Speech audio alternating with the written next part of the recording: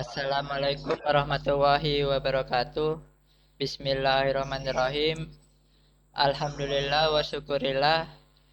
Pagi ini kita bertemu pembelajaran di virtual melalui Webex Meeting untuk pelajaran Pendidikan Agama Islam dan Budi Pekerti kelas 12 SMK Al-Karimiyah.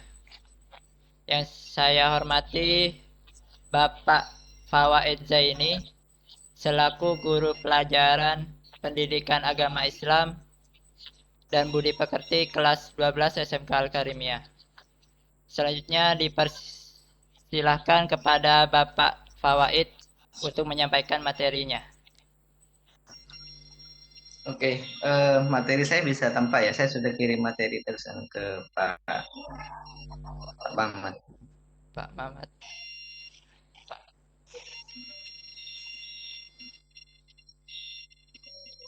Oke, sambil lalu silakan hostnya komunikasi dengan Pak Mamat materi yang saya kirimkan barusan. Pak. Assalamualaikum warahmatullahi wabarakatuh. Bismillahirrahmanirrahim. Alhamdulillahirabbil alamin. Wassalatu wassalamu ala asyrofil anbiya'i wal mursalin sayyidina Muhammad wa ala alihi washabihi ajma'in. Amma ba'du.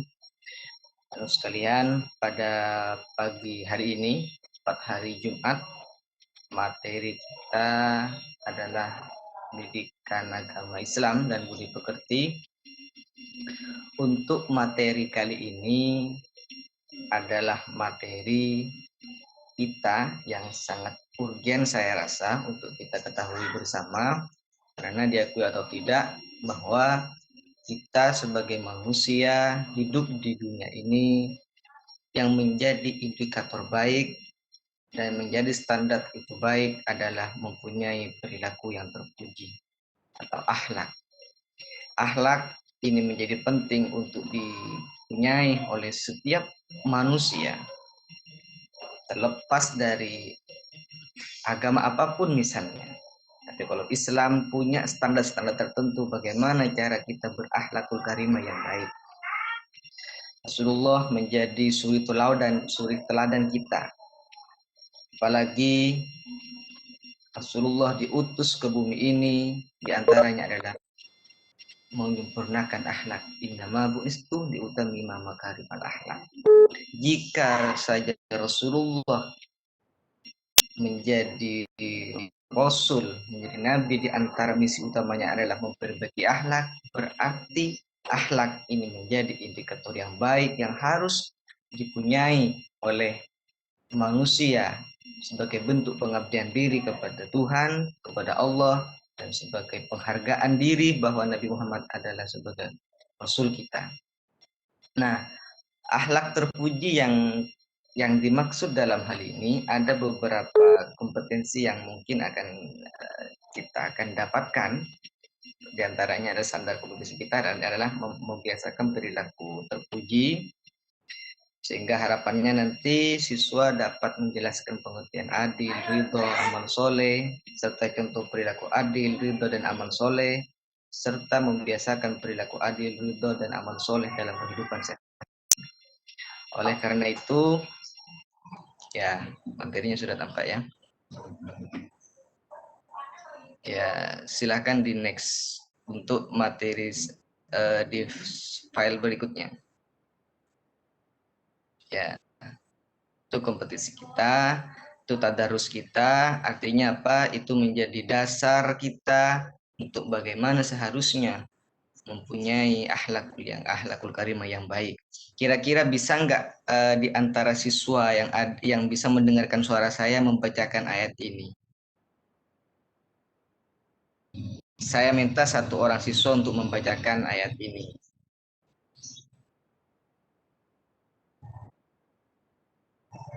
Halo? Nggak bisa, Halo? buram, buram Pak. Punya saya buram ya. Ya, Syarif Hidayatullah, bisa dibaca ayat itu? Buram Pak, punya saya ini buram Pak. Ya, silakan dibaca. Nggak kelihatan ini loh Pak, ayatnya Pak.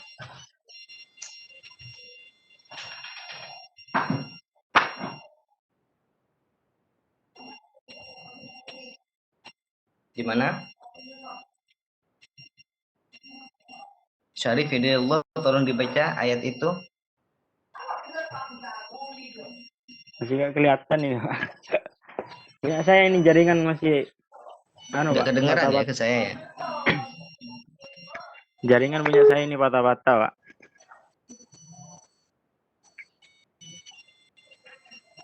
Halo, Halo, halo. Aduh. halo, Ya, Pak. Ya. bisa dibaca? Bisa, silahkan dibaca. Tadarus dulu. Nggak bisa ini, Pak. Pak. Apa? Kenapa? Patah-patah ini, Pak.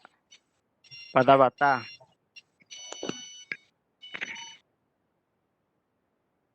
Masalah jaringan ini, Pak.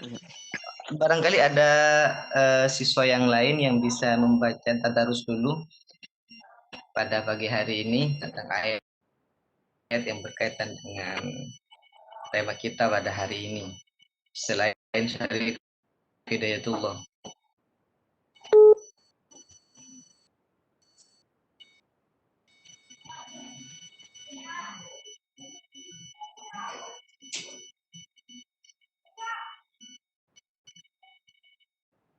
Ya, silakan. Ada nggak kira-kira selain dari saya Hidayatullah? Oke, kalau memang nggak ada, saya bacakan Bismillahirrahmanirrahim. Innallaha ya'murukum bil 'adli wal ihsan wa ita'i dzil qurba wa yanha 'anil fahsya'i wal munkar wal baghi ya'idukum la'allakum tadhakkarun. وأوفوا بعهد الله إذا عاهدتم ولا تنقضوا أيمان بعد توكيدا وقد جعلتم عليكم كفيلا إن الله يعلم ما تعملون. Ayat ini sebenarnya banyak berkaitan dengan materi kita hari ini. Pastinya saya ingin mengetahui teman-teman mahasiswa untuk membaca itu. Oke, tak apa-apa lah. Coba di berikutnya, Pak.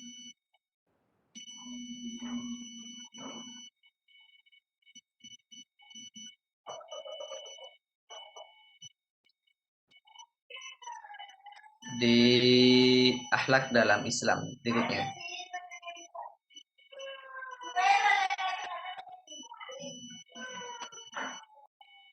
Oke, akhlak dalam Islam. Jadi kita tahu bersama bahwa akhlak itu mengatur hubungan kita dengan Allah, hubungan kita dengan diri sendiri dan orang lain, hubungan kita dengan alam.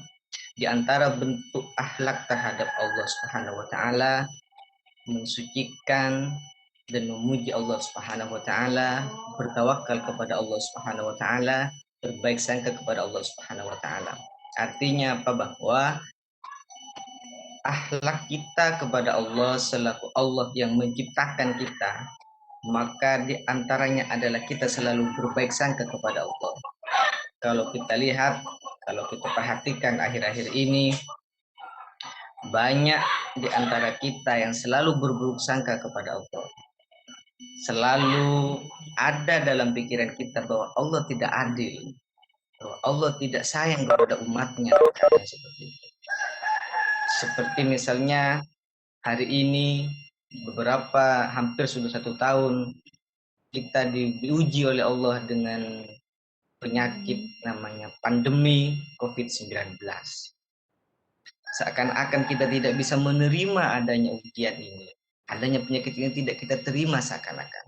Bahkan selalu ada dalam diri kita, Allah ini kok nggak adil, Allah kok selalu memberikan penyakit yang itu akan melumpuhkan segala aspek kehidupan misalnya, di antaranya adalah pendidikan. Tapi kita tahu bahwa manusia diciptakan oleh Allah untuk mengabdi kepadanya. Sejauh ini manusia sudah dibiarkan dengan jalan dengan semakin jauh, tapi begitu semakin jauh dia sudah meninggalkan Allah. Oleh karena itu di saat perjalanan jauh itulah dia dihadang oleh sebuah ujian untuk kembali sebenarnya kepada Allah. Karena tidak ada lain tanggung jawab kita kepada Allah, akhlak kita kepada Allah selain kita bertawakal, memuji Allah, beribadah kepada Allah, serta berbaik sangka kepada Allah sendiri. Nah, yang terjadi hari ini Mestinya kita harus beribadah kepada Allah, kembali kepada Allah dengan cara memperbaiki ibadah kita, dengan cara kita selalu mengambil pelajaran dari apa yang terjadi dalam hidup kita. Seandainya kita berbaik sangka kepada Allah, maka semuanya akan baik-baik saja. Dalam beberapa hadis qudsi itu jelas bahwa kita sebagaimana Allah itu sebagaimana prasangka umatnya kepadanya. Artinya ketika kita sengsara dalam hal ini, itu berawal dari perasaan kita itu sendiri yang mempunyai rasa kesengsaraan dan bahkan selalu menolak apa yang seharusnya kita terima. Itu sebenarnya akhlak kita kepada Allah. Jadi ini saya korelasikan contoh dengan realita nyata dalam kehidupan kita, di antaranya adalah kita banyak tidak menerima adanya ujian-ujian yang diberikan Allah kepada kita. Kita selalu mengatakan bahkan dengan tanpa dasar bahwa ini adalah bentuk dari Allah tidak adil kepada diri kita. Justru ini adalah bentuk dari perhatian Allah kepada kita sebagai umat untuk kita kembali kepadanya. Next. Selanjutnya, Pak. Ya. 2 adalah akhlak terhadap diri sendiri. Di antara bentuk dari akhlak terhadap diri sendiri adalah menghargai diri sendiri, merawat jiwa, raga, dan syukur kepada Allah Subhanahu wa taala, tidak mencelakakan diri, meningkatkan kompetisi diri. Contoh sederhana yang bisa kita ambil dari akhlak terhadap diri sendiri. Bersyukur kepada Allah. Merawat jiwa dan raga. Melewat jiwa dan raga di sini kita sudah diberikan kesempurnaan oleh Allah. Kita terlahir dalam keadaan sempurna. Punya pikiran. Bahkan mohon maaf, kita sudah lengkap secara tubuh kita. Tapi terkadang kita jarang bersyukur kepada Allah. Kita diberikan mata, dipakai untuk hal-hal melihat hal-hal yang berbau maksiat. Kita diberikan tangan, dipakai untuk memegang, bahkan melakukan kegiatan yang sifatnya itu dilarang oleh Allah. Kita diberikan telinga, terkadang tidak untuk didengarkan kepada hal-hal yang baik. Berarti ini dari bentuk pengingkaran syukur kita kepada Allah. Apalagi hari ini kita dihadapkan dengan sebuah produk yang dibuat oleh orang-orang yang kapitalis, misalnya dengan adanya skincare, yang ini adalah hal yang sudah menjadi lumrah dalam kehidupan kita, bahwa tubuh kita harus sama dengan orang-orang Timur Tengah misalnya, tubuh kita harus sama dengan sponsor-sponsor yang ada di TV, sehingga mau tidak mau kita harus mengeluarkan banyak uang, bahkan ingin merubah tubuh kita sama dengan mereka. Sekali lagi produk itu dibuat atas dasar kapitalis dan hasil rasio teknologi yang dipakai. Tidak pernah berpikir kita itu, apakah seandainya kita itu menggunakan produk itu akan baik atau tidak. Kita selalu latah dengan orang lain. Padahal Allah sudah memberikan kesempurnaan kita. Hidup di Indonesia dengan tubuh yang seperti ini. Tidak perlu sama dengan orang lain. Hidup di Indonesia dengan kulitnya ya saya sama seperti kalian. Kenapa harus kalian bersusah payah untuk sama dengan orang lain? Bahkan ada yang sampai mengatakan kalau kita tidak sama, kalau kita tidak putih misalnya, kita akan disingkirkan dari kehidupan masyarakat. Seakan-akan ada yang masih bujangan tidak akan dapat suami atau istri, ada yang masih bujangan lagi seperti tidak akan dapatkan tunangan gara-gara tidak merubah wajahnya seperti orang timur, orang yang ada di sponsor itu salah sebenarnya. Allah sudah memberikan kesempurnaan dalam hidup kita. Kita hidup di Indonesia ya sudah seperti ini saja. Ini berarti kita harus selalu bersyukur kepada Allah Subhanahu wa taala. Kalau laki-laki ya tidak perlu pakai anting. Ada yang perempuan malah berubah wujud menjadi seorang laki-laki. Yang laki-laki malah ingin berubah wujud sebagai seorang perempuan. Ketika kita sudah tidak ingin berikan kepada kita, mensyukuri apa yang sudah diberikan termasuk orang yang melupakan bersyukur kepada Allah. Padahal Allah sudah jelas, "In syakartum lazidannakum wa la in kafartum inna adzabi lasyadid." Orang yang tidak bersyukur akan mendapatkan hal yang lebih menyakitkan dari apa yang harusnya terjadi.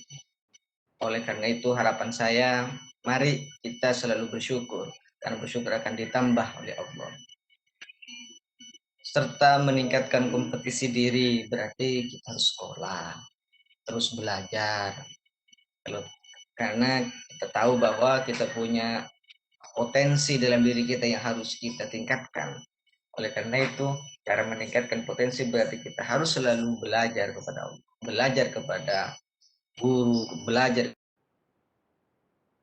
apapun yang bisa kamu pelajari, yang itu semuanya berkaitan dengan hal kebaikan. Terus Pak,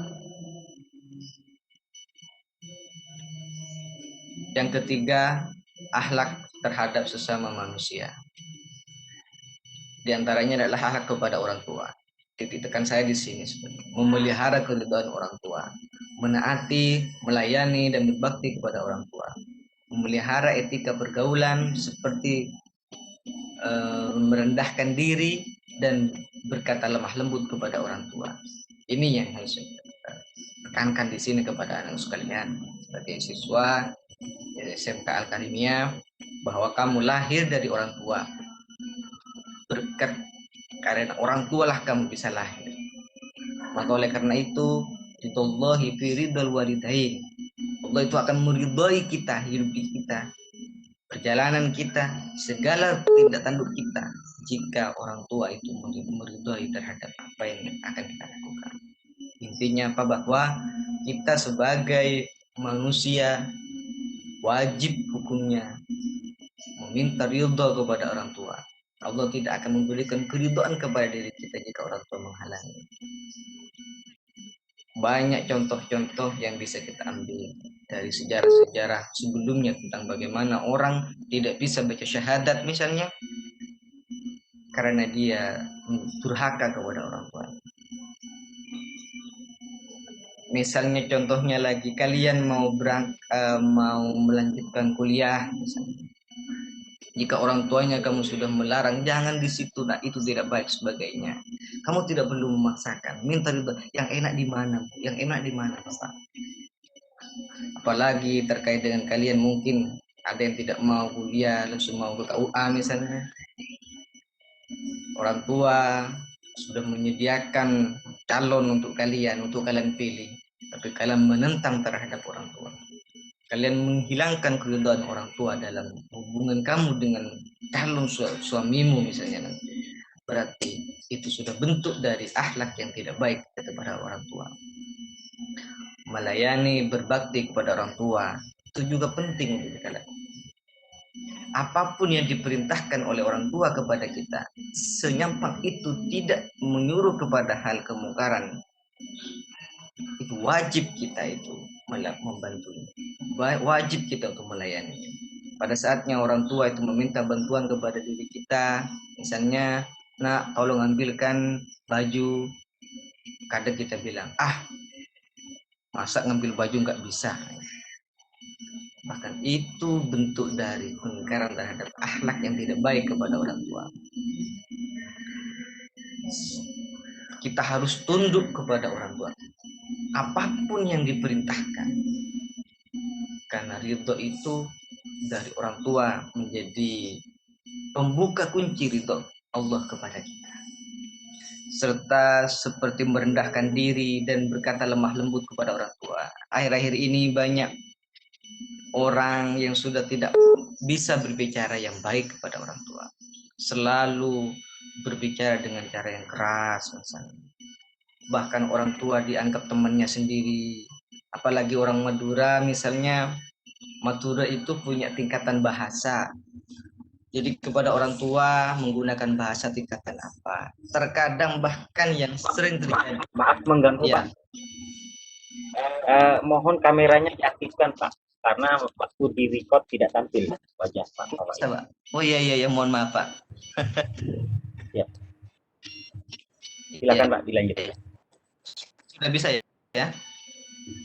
Siap. Sudah bisa Pak Sudah ya? ada Pak. Iya. Iya, iya. Iya, memelihara etika pergaulan seperti merendahkan diri dan berkata lemah lembut. Berkata lemah lembut di sini berarti kalau masa Madura, Madura itu mempunyai banyak etika berbahasa.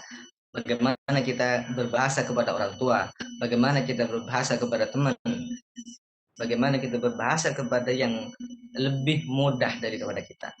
Itu semuanya diatur. Bukan berarti bahasa kita dipakai untuk seharusnya bahasanya bahasa halus, engki puntan misalnya, maka malah kita pakai injak iya kepada orang tua kita. Berarti itu bagian daripada akhlak yang tidak terpuji kepada orang tua. Ini yang harus terjadi dalam ini. Walaupun saya perlu menyaksikan dalam hal ini, apakah siswa kita itu bisa berbahasa Madura dengan baik sesuai dengan tingkatan, ini yang harus menjadi pelajaran bagi kita semuanya. Maaf misalnya banyak siswa kita, banyak kalian, bahkan kita sendiri, saya sendiri terkadang salah dalam hal penggunaan bahasa. Berarti itu dari kekurangan diri saya menggunakan bahasa yang baik. Apalagi terkadang bahasanya agak kasar misalnya. Itu adalah bentuk dari yang kita harus terlalu pelajari, bahwa kita harus punya akhlak dan karimah yang baik kepada orang tua. Akhlak terhadap kaum kerabat, berakhlak paling utama terhadap kaum kerabat adalah menjalin silaturahim. Hari ini maaf saya sebutkan ini sedikit bentuk dari kritik ya, bahwa kita terkadang ketika lah silaturahim kepada orang tua, kepada kerabat kita, tapi seakan-akan tidak ada silaturahim. Kenapa? Ketika kita datang kepada keluarga kita, bahkan mungkin telasan misalnya, kita main, malah kita sibuk dengan main HP sendiri. Asyik main HP, mau diajak bicara juga nggak bisa nyambung, apalagi berbicara, sudah sibuk dengan sendirinya. Silaturahim itu penting untuk dilakukan. Akan tetapi yang perlu kita garis bawahi bahwa ketika kita silaturahim, hilangkan seluruh kegiatan yang sifatnya itu mengganggu silaturahim itu. Seperti ya kita menggunakan HP. Karena bahkan ada yang saat ini sudah tidak bisa ditinggalkan oleh anak-anak, main game dengan berbagai merek game misalnya, sehingga lupa dengan silaturahim, lupa dengan orang yang ada di sekitarnya, bahkan dipanggil pun kadang nggak nyambung. Maka ini yang harus kita juga perhatikan anak sekalian, bahwa akhlak terhadap kaum kerabat, silaturahim itu penting. Datang kepada mereka karena silaturahim itu akan mempererat hubungan kita antar sesama. Bahkan itu akan ada sebagian yang dapat mengatakan dengan silaturahim akan menambah umur kita. Selanjutnya, akhlak terhadap tetangga. Akhlak terhadap tetangga dilakukan dengan cara berbuat ihsan kepada tetangga, baik perkataan maupun perbuatan. Contohnya, melakukan takziah ketika terkena musibah, menjenguk ketika sakit, dan memberikan pinjaman ketika tetangga membutuhkan pinjaman. Cuma di sini saat ini menjenguk ketika sakit ini saat ini karena pandemi masih dibatasi ya, karena takut mungkin terkena COVID. Tapi tetap kita sebagai warga, sebagai tetangga, minimal ada HP yang bisa kita gunakan, katipun apa kabarnya dan sebagainya, karena kita mungkin tidak bisa ke sana. Ya, ketika terkena musibah misalnya, bukan kita hanya cukup memvideo lalu menyebarkan tanpa kita memberikan semangat kepada mereka. Misalnya sakit, kita memberikan support bahwa manusia pasti akan sakit dan pasti akan sembuh, mendoakan mereka. Bukan malah ketika kita ada tetangga yang sakit, kita cukup memvideo lalu menyebarkan. Ngapain juga menyebarkan video kalau kita tidak mendoakan, seperti itu. Terus ya memberikan pinjaman ketika tetangga membutuhkan pinjaman. Nah, ini terkadang ya, sosial kita itu terkadang diuji di sini. Ada tetangga kita yang memang betul-betul butuh pinjaman, tapi terkadang kita malah ya sudahlah, nggak, dasarnya sudah orang miskin, ya sudah seperti itu. Tidak seperti itu sebenarnya sekalian. Bahwa kita kepada tetangga, jika kita punya uang itu, silahkan berikan. Karena itu adalah sebagian daripada akhlak yang baik terhadap tetangga, serta ini adalah bagian daripada tanggung jawab kita sebagai sesama manusia. Selanjutnya Bapak, akhlak terhadap lingkungan. Oke. Ini kayaknya sampai jam berapa ya? Jam 9 ya. Oke. Akhlak terhadap lingkungan. Lingkungan di sekitar kita meliputi binatang, tumbuh-tumbuhan, benda tak hidup lainnya. Akhlak manusia, sebab manusia mengemban amanah dari Allah sebagai khalifah di bumi, memiliki kewajiban untuk mengayomi, memelihara, dan memimpin makhluk dan lingkungannya agar kita mencapai tujuan. Hablum minallah, hablum minas, hablum minal alam ini. Nah, ini yang perlu kita harus pahami juga. Kenapa akhir-akhir ini terjadi banyak banjir, terjadi longsor, terjadi banyak malah bencana yang terjadi dalam sekitar yang berkaitan dengan masalah alam. Jelas bahwa kerusakan di bumi ini adalah karena ulah tangan manusia itu sendiri. Dalam Al-Quran sudah jelas dijelaskan bahwa kerusakan di bumi ini karena faktor manusianya yang membuat kerusakan itu sendiri. Seperti yang terjadi pada banjir di Banjarmasin misalnya, atau bahkan longsor dimanapun lah yang terjadi akhir-akhir ini. Itu semuanya karena faktor manusianya yang tidak mempedulikan terhadap lingkungan. Ditebang hutannya karena mungkin dipakai untuk kebutuhan-kebutuhan perusahaan yang itu terkadang merusak terhadap lingkungan. Dan banyaklah di sekitar-sekitar kita yang itu semuanya bentuk dari kita pengingkaran akhlak terhadap lingkungan. Kita diberikan oleh Allah lingkungan yang sangat sejuk, tapi kita tebang. Kita diberikan gunung yang begitu indah, tapi kita malah dipotong pohon-pohonannya di dalamnya sehingga longsor. Kita diberikan semuanya lingkungan kita itu menjadi baik, tapi karena keserakahan manusia itulah yang menjadikan itu kembali kepada manusia itu sendiri. Tumbuh-tumbuhan, benda tak berhidup lainnya seperti itu. Maka kita harus memeliharanya dan membimbing makhluk lain untuk lingkungan agar mencapai tujuan pencapaiannya. Kadang kita menganggap seluruh hewan-hewan di sekitar kita dibunuh, padahal itu tidak bersalah pada kita. Padahal dia punya hak untuk hidup sebenarnya. Tapi karena kita itu menganggapnya itu tidak baik, lalu kita bunuh. Tidak baik, lalu kita potong dan sebagainya. Padahal itu adalah bagian daripada akhlak yang tidak terpuji kepada kita. Artinya apa? Bahwa ketika kita hidup betul-betul menyesuaikan dengan ritme agama, kita punya akhlak kepada orang tua, kita punya akhlak kepada diri sendiri, kita punya akhlak kepada alam, kita punya akhlak kepada lingkungan atau lingkungan sebagainya, maka semuanya akan baik-baik saja. Jelas bahwa ketika ada di antara empat aspek akhlak yang harus kita punyai, diantaranya misalnya terhadap lingkungan kita lupakan, maka akan kembali kepada diri kita sendiri, yang itu bagian daripada efek dari kita tidak mempunyai akhlak yang baik kepada lingkungan.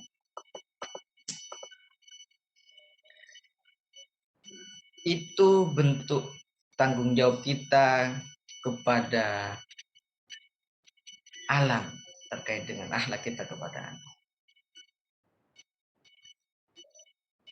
Mungkin sebelum saya melanjutkan materi ini, anak sekalian ada yang mau dipertanyakan? Bisa saya mendengarkan suaranya anak-anak?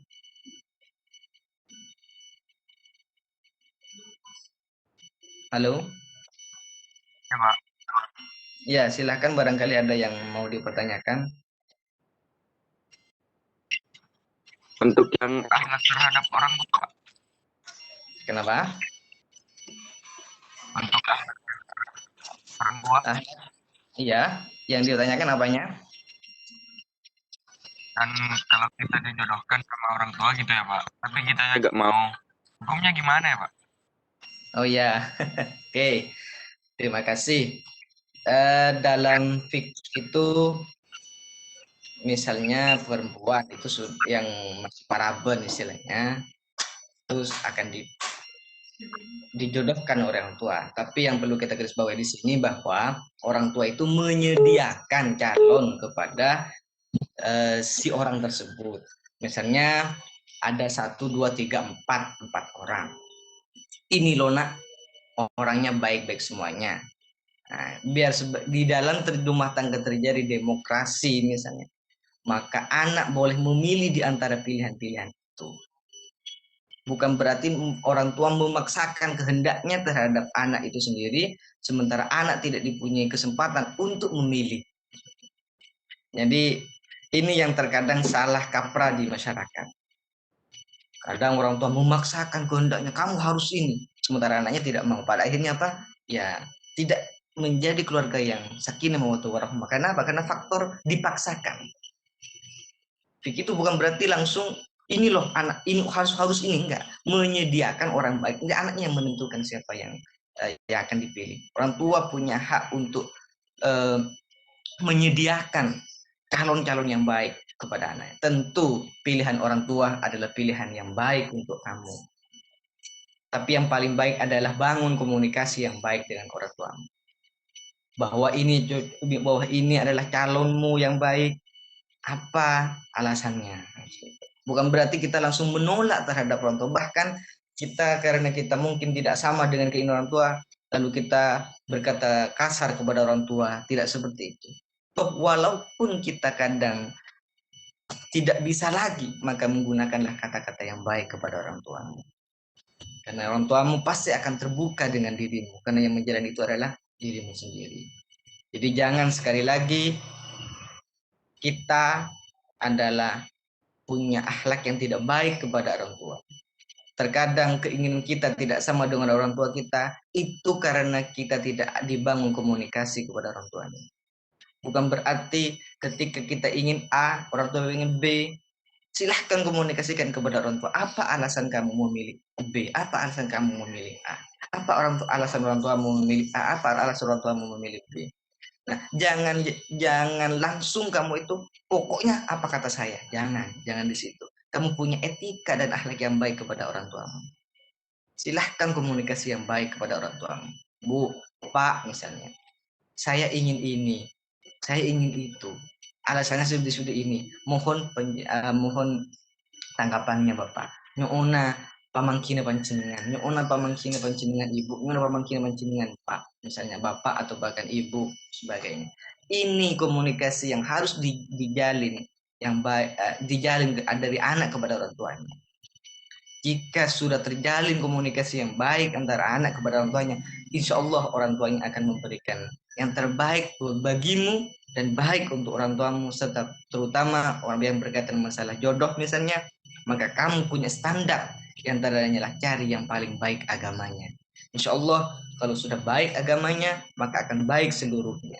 Standar itulah yang harus kamu tanamkan dalam diri kamu, bukan karena itu adalah cantik sebagainya. Oke, cantik penting, tapi rentetan atau urutan yang harus kamu menjadi perhatian adalah dia punya agama yang baik. Tentu agama yang baik pasti akan disukai orang tuamu. Orang tuamu menyukai terhadap calonmu yang agamanya baik. Begitu juga kamu. Ketika agamanya baik, maka seluruh etika dan sebagainya akan baik ke belakang. Begitu ya? Ya Pak, terima kasih Pak. Iya, barangkali ada yang lain. Silakan.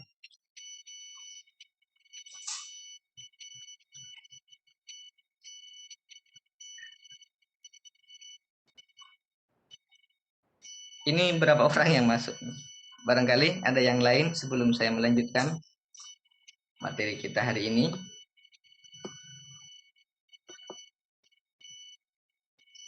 Nggak ada ya? Nah, berarti saya anggap ngerti lah begitu ya. Oke. Selanjutnya, tadi itu akhlak terpuji diantaranya adalah adil. Ini bukan bakso ya, bakso adil bukan. Ini adil secara bahasa. Karena kalian ketika saya bilang adil, maka yang terjang dalam ingatan kamu, oh ini bakso. Bukan bakso ini. Oke, adil. Adil berasal dari bahasa Arab yang berarti Mohon maaf Pak, ya. materinya tinggal 5 menit lagi Pak. Soalnya ini Webex akan otomatis tertutup. Siap, siap. Ya, Iya akan Pak. saya persingkat, Pak ya. Ya Pak, terima Ya, kasih Pak. ya, siap. Oke, adil. Adil berarti tidak berat sebelah, jujur, dan sebagainya. Secara istilah, meletakkan sesuatu dengan tempatnya, menerima hak tanpa lebih dan memberikan orang lain tanpa kurang, memberikan hak setiap yang berhak secara lengkap, tidak melebihi dan mengurangi. Nah, ini yang harus kita juga ingat, bahwa kita punya tanggung jawab terhadap sosial, masyarakat, orang tua, dan diri kita. Yang lain dari adil itu meletakkan sesuatu pada tempatnya. Kadang kita merasa bahwa misalnya kita punya kebijakan, kita punya uang, dan sebagainya, karena itu adalah teman kita, dia itu bukan teman kita, maka kebijakan itu lebih diberikan kepada teman kita. Bukan seperti itu. Tempatkanlah sesuatu itu sesuai dengan tempatnya. Itu namanya adil. Dan adil inilah yang akan menjadi indikator manusia itu akan baik. Di antara bentuk adil juga meletakkan sesuatu pada tempatnya, menerima hak dan tanpa lebih dan memberikan hak orang lain tanpa kurang. Kadang karena kesalahan kita mengurang-urangi haknya orang lain. Seharusnya mendapatkan 10.000, kita kurangi menjadi 9. Tuh. Selanjutnya, contoh sikap adil. Siswa-siswa dianggap berlaku adil terhadap dirinya apabila sikap dan perilakunya baik dan bermanfaat buat dirinya. Misalnya, tekun dalam menuntut ilmu, membiasakan diri dengan akhlak terpuji, disiplin dalam beribadah, giat dalam beramal soleh. Itu namanya adil. Contoh perilaku adil dalam kehidupan yang bisa kalian lakukan. Oke. Sifat orang yang adil. Antara sifat orang yang adil selanjutnya, Pak, mempunyai iman yang kokoh dan bertakwa kepada Allah, menguasai ilmu syariat dan akhlak, melaksanakan amanah dengan penuh tanggung jawab, ikhlas dan bertawakal kepada Allah. Sifat orang yang adil yang seperti itu. Ikhlas dan bertakwa kepada Allah. Terkadang kita itu merasa bahwa hak kita itu seharusnya lebih daripada orang lain. Itu karena mungkin keserakahan. Seharusnya kita harus ikhlas apa yang sudah menjadi hak kita. Itu sebenarnya di slide berikutnya, Pak. Sifat orang yang adil dalam diri kita. Ikhlas dan bertawakal kepada Allah. Ini yang menjadi kadang tantangan bagi kita. Kadang kita selalu merasa tidak adil dalam diri kita. Padahal itu adalah seharusnya kita harus tanamkan dalam diri kita. Ikhlas. Oke lah kalau kita harusnya misalnya kamu dapat 10.000, sementara temanmu yang lebih giat belajar, yang lebih giat bekerja misalnya dapat 20.000. Kita tidak perlu merasakan loh ini tidak adil. Itu disesuaikan dengan pekerjaanmu. Maka itu namanya adil. Tidak bukan berarti seluruh pekerja sama, tidak. Nah, disesuaikan dengan apa pekerjaanmu. Apakah kamu berat atau tidak. Jika tidak berat maka diberikan ya sedikit. Itu ikhlas saja lah. Ini penting untuk kita lakukan. Terus manfaat adil langsung di berikutnya, Pak. Dapat dipercaya, membuat kenyamanan seseorang. Itu bisa dibaca nanti. Menjadikan seorang lebih bijaksana, mendapatkan pahala dari Allah. Jelas bahwa ketika sudah adil dalam diri kita, adil dalam bermasyarakat, adil dalam hubungan kita dengan Allah, hubungan manusia dengan manusia, hubungan kita dengan alam, maka yang jelas membuat kenyamanan seseorang itu pasti dapat dipercaya orang-orang lain. Ketika sudah kita tidak adil dalam kehidupan kita, dalam kehidupan bermasyarakat, maka orang lain tidak mungkin akan percaya kepadamu. Karena menganggap kamu sudah tidak adil. Menganggap kamu orang-orang yang tidak baik dalam kehidupannya. Sudah selalu memanfaatkan orang lain atas dasar keinginannya sendiri. Serta yang bisa mungkin akan menjadi dalam kita menjadikan seseorang lebih bijaksana.